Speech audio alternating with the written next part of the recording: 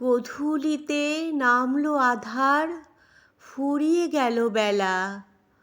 ঘরের মাঝে সাঙ্গ হলো চেনা মুখের মেলা। দূরে তাকাই লক্ষ্যহারা নয়ন ছলো ছলো। এবার তবে ঘরের প্রদীপ বাইরে নিয়ে চলো।